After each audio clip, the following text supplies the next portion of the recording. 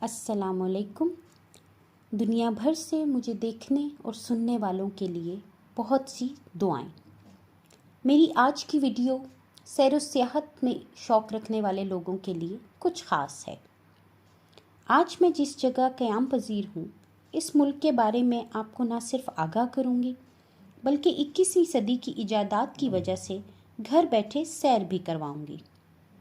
میں بات کر رہی ہوں خلیج تعاون کونسل کے ایک رکن ملک سلطنت عمان کی. خلیج ممالک میں سب سے زیادہ سیاحتی ریاست عمان کی منفرد بات یہ ہے کہ کرۂ ارض پر انسانی جگہوں میں سے نہ صرف ایک ملک ہے بلکہ عرب ممالک میں سب سے پہلے آزادی حاصل کرنے والا خطہ ہے. سامری جادوگر کے متعلق آپ نے بہت سے قصے سنے ہوں گے. حضرت موسیٰ علیہ السلام کے کوہ طور پر جانے کے دوران بنی اسرائیل کو سونے کے بچھڑے کی پوجا پر لگانے والا یہ جادوگر عمان کے دوسرے بڑے قدیم شہر سلالہ سے ہے. اس کی باقیات اب بھی سلالہ میں توجہ کا مرکز ہیں. عمان کا دارالحکومت مسقط بھی قدیم ترین شہروں میں سے ایک ہے. عمان میں سرکاری زبان عربی ہے مگر حکومتی دستاویزات انگلش میں بھی لکھے جاتے ہیں. بلوچی، ہندی، اردو اور بنگالی بھی آبادی کے تناسب سے بولی جاتی ہے. عمان کی اپنی آبادی رقبے کے لحاظ سے بہت کم ہے. آبادی کے تناسب کا 40% عمانی، 60% آبادی میں دوسری نیشنلٹیز میں پاکستانی، انڈین، بنگالی، سری لنکن اور فلپائن کمیونٹی کی اکثریت ہے. عمان کی کرنسی دنیا کی تیسری بڑی اسٹرانگ کرنسی ہے جسے عمانی ریال کہا جاتا ہے. ایک ریال پاکستان میں تقریباً 450 اور انڈین 200 روپے کے لگ بھگ ہے. سب سے بڑا نوٹ 50 عمانی ریال کا اور سب سے چھوٹا 1 روپیہ یعنی 100 پیسے کا ہے. عمان کی سرحدیں UAE، سعودی عرب اور یمن سے ملتی ہیں. سمندری سرحد پاکستان اور ایران شامل ہیں. پانی کی قلت ہے. زیادہ انحصار سمندر کے پانی کو فلٹریشن پروسیس سے گزار کر استعمال کیا جاتا ہے. پانی یہاں پیٹرول سے زیادہ مہنگا ہے. زیر زمین نکالا جانے والا تیل مضبوط معیشت کی بڑی وجہ ہے. 5% لوگ ایگریکلچر سے وابستہ ہیں، 50% لوگ انڈسٹری، 45% لوگ سروسز سے جڑے ہوئے ہیں. نظام حکومت آئینی بادشاہت پر مبنی ہے. مرحوم سلطان قابوس بن سعید ایک طویل عرصے 1970 سے لے کے 2020 تک عمان کے سربراہ رہے ہیں جن کے دور حکومت میں عمان نے بے پناہ ترقی کی ہے اور آج ترقی یافتہ ممالک میں شامل ہے. موجودہ سلطان حیثم بن طارق سعید جنوری 2020 میں عمان کی بھاگ دوڑ سنبھالی. متحدہ عرب امارات کا ہمسایہ ہونے کی وجہ سے یہاں پر 8 منزلہ یا 40 میٹر سے بلند بلڈنگز بنانے کی اجازت نہیں ہے کیونکہ رقبہ بہت زیادہ ہے. ملک بھر میں زیادہ تر بلڈنگ سفید رنگ کی نظر آتی ہیں. صفائی کا انتظام بہت اچھا ہے. عمان دنیا بھر میں سے ایسے ممالک کی فہرست میں سب سے زیادہ نمایاں ہے جہاں کرائم ریٹ نہ ہونے کے برابر ہے. اس کی وجہ پولیس کا بہترین نظام ہے. پولیس کے اختیارات بہت زیادہ ہیں جو بغیر وارنٹ کسی بھی شخص کو گرفتار کر سکتے ہیں.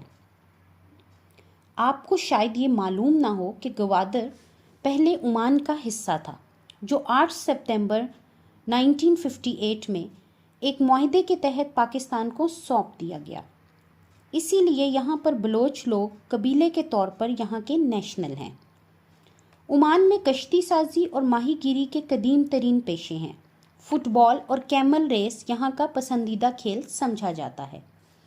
مرد حضرات سفید لباس کے ساتھ مختلف قسم کے رومال سر پر خاص انداز میں باندھتے ہیں یا پھر اونچی عمانی ٹوپی پہنتے ہیں. عمان کی بڑی اور سرکاری ایئر لائن عمان ایئر ہے.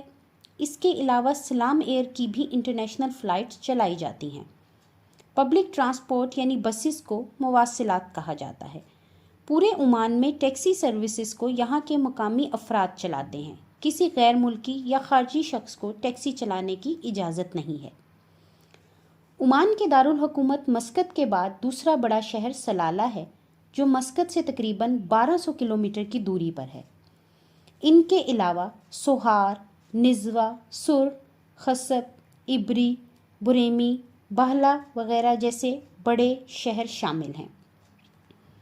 عمان میں 4 بندرگاہیں ہیں جن میں سوہار، سلالہ، منا اور قابوس شامل ہے۔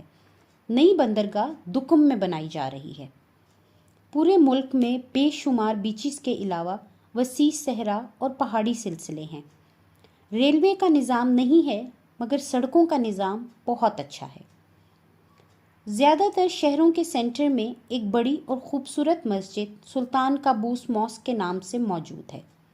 مسقط میں سلطان قابوس گرینڈ ماسک زیادہ تر ٹورسٹ کی توجہ کا مرکز رہتی ہے، جہاں پر ایک بڑی لائبریری اور کانفرنسز ہال بھی ہیں۔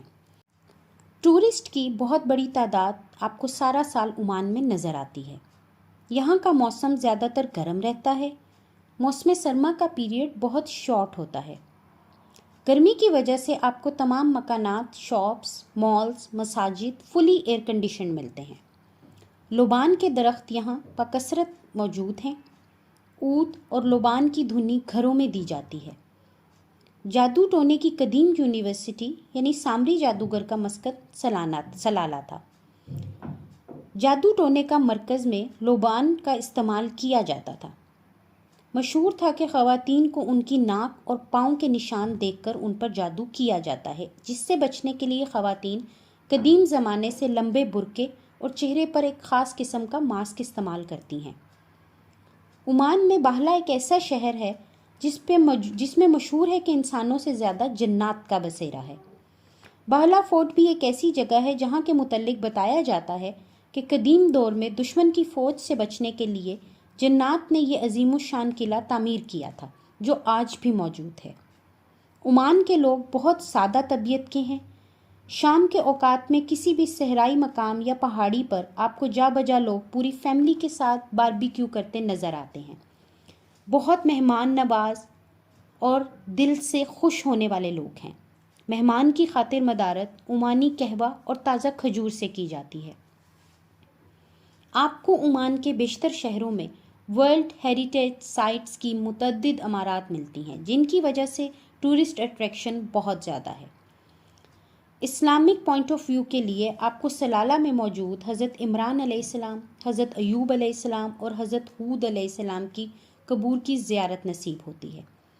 عمان میں بے شمار کیسلز اور قلعے ہیں، جن میں قابل ذکر خصب، مطرف، العالم پیلس، نزوا، بہلا، برکہ، سوہار، رستق اور جلالی فورٹ شامل ہیں۔ کچھ ویلیز جن کو یہاں پہ وادی کہا جاتا ہے بہت حسین نظارے اور اٹریکشن کا باعث ہیں، جن میں وادی شاب، وادی بنی خالد اور وادی دربات مشہور ہیں۔ جبل اخدر اور جبل شمس ہل سٹیشن ایریاز ہیں جہاں سارا سال موسم سرد رہتا ہے، کبھی کبھار برف باری بھی ہو جاتی ہے۔ تقریباً سطح سمندر سے 3000 میٹر کی ہائٹ پر موجود ہیں۔ الشرقیہ سٹی کے علاقے الجن میں دنیا کی دوسری بڑی غار ہے، جہاں جا کر انسان دم بخود رہ جاتا ہے۔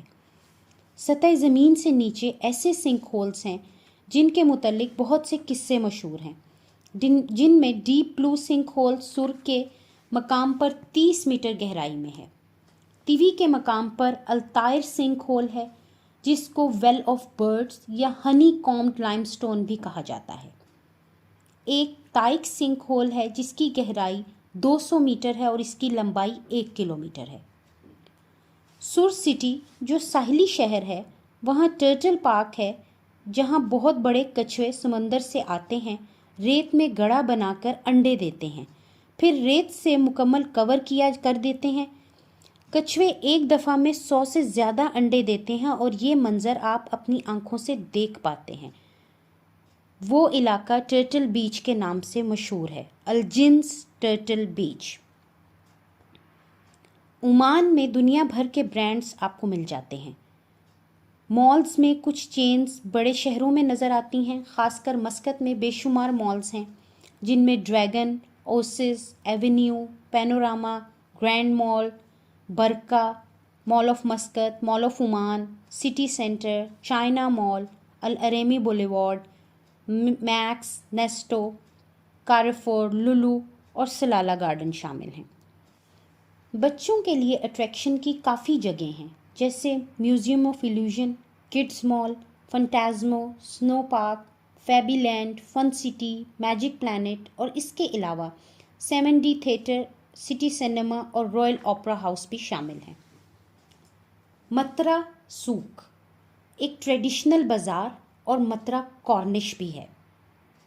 ہر شہر میں ایک ٹریڈیشنل لوکل بازار موجود ہے جسے سوق کہا جاتا ہے، جہاں ضرورت کی تمام اشیاء دستیاب ہوتی ہیں۔ بیچز کی بات کی جائے تو تعداد بہت زیادہ نظر آتی ہے۔ مسقط سے سرخ کی طرف جاتے ہوئے ایک کوسٹل ہائی وے ہے جو کہ ایک انتہائی دیدہ زیب مناظر پیش کرتا ہے۔ مسقط میں کرم بیچ، عزیبا بیچ اور سیپ کے علاوہ بہت سے ایسے بیچ ریزورٹ شامل ہیں جن میں ملینیم، بوادی، البلید اور سلالہ گارڈن جیسے بیچ ریزورٹ ہیں۔ فیری سے لطف اٹھانے کے لیے آپ مسندن کا ٹرپ 2 سے 3 روز کرتے ہیں، جہاں پہ آپ کو ڈولفن شو بھی دیکھنے کو ملتا ہے۔ عمان کی خاص ٹریڈیشنل فوڈز میں ان کا عمانی حلوہ، شاورما، مجبوس جس کو کبسا بھی کہا جاتا ہے شامل ہے، جو کہ سیفرون رائس یعنی زعفران کے چاول سے بنایا جاتا ہے، جس پہ اسپائسی ریڈ یا پھر وائٹ میٹ رکھا جاتا ہے۔ اس کے علاوہ شوا ان کی ایک ٹریڈیشنل ڈش ہے جو کہ اسپیشل اوکیزنز یعنی عید وغیرہ کے موقع پر تیار کی جاتی ہے، جس میں بیف، لیمب، گوٹ یا کیمل کا استعمال ہوتا ہے۔ آئل اور ڈارک اسپائسز کے ساتھ اس کو میرینیٹ کیا جاتا ہے اور پھر اسے بنانا لیوز میں ریپ کر کے underground hot clay oven میں پکایا جاتا ہے۔ عمان ٹورزم اور سیفٹی کے حوالے سے بہت اچھا اور دل فریب مناظر سے پر ایک ملک تصور کیا جاتا ہے۔ انشاءاللہ بہت جلد ایک اور اچھی ویڈیو کے ساتھ حاضر ہوں گی، تب تک کے لیے اجازت، اللہ نگہبان۔